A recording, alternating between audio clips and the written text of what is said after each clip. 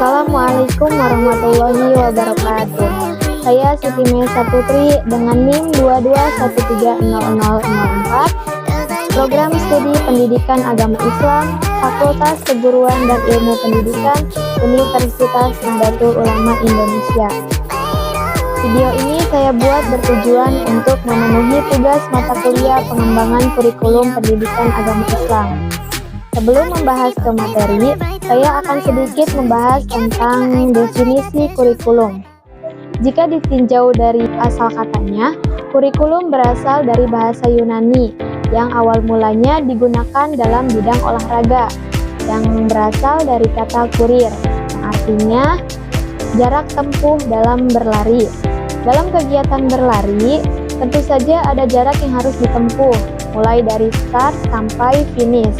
Nah, jarak dari start sampai finish ini disebut dengan kurir.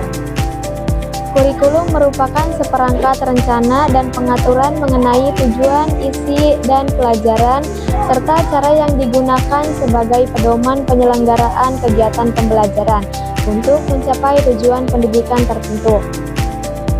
Kurikulum menjadi bagian yang tak lepas dari suatu pembahasan atau tentang uraian materi yang harus diberikan guru kepada siswanya.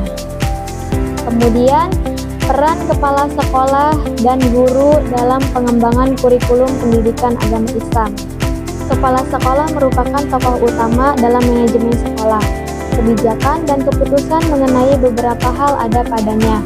Dalam sebuah pendidikan, kepala sekolah merupakan seorang pemimpin yang bertanggung jawab terhadap penyelenggaraan kegiatan pendidikan dengan cara melaksanakan administrasi dengan seluruh substansinya. Ada dua peran kepala sekolah dalam pengembangan kurikulum pendidikan agama Islam. Yang pertama, kepala sekolah sebagai manajer. Tugas seorang manajer adalah merencanakan, mengorganisasikan, mengatur, dan mengendalikan dalam rangka mencapai tujuan yang telah ditetapkan. Salah satu tugas penting kepala sekolah adalah melaksanakan kegiatan pemeliharaan dan pengembangan profesi pada guru. Dalam hal ini, kepala sekolah harus bisa memfasilitasi dan memberikan kesempatan kepada para guru untuk melakukan pengembangan profesi. Misalnya, kepala sekolah mengizinkan guru untuk mengikuti pelatihan pengembangan profesi di dalam sekolah maupun luar sekolah. Yang kedua adalah kepala sekolah sebagai leader atau pemimpin.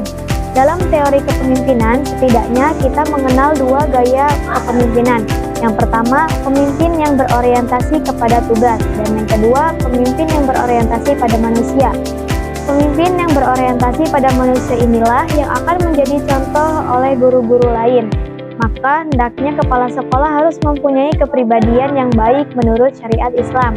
Kepribadian tersebut adalah kesadaran akan tujuan dan arah, antusiasme, keramahan dan kecintaan kepada Allah, integritas yang meliputi keutuhan, kejujuran, dan ketulusan hati, penguasaan teknis, kecerdasan, dan ketegasan dalam pengambilan keputusan.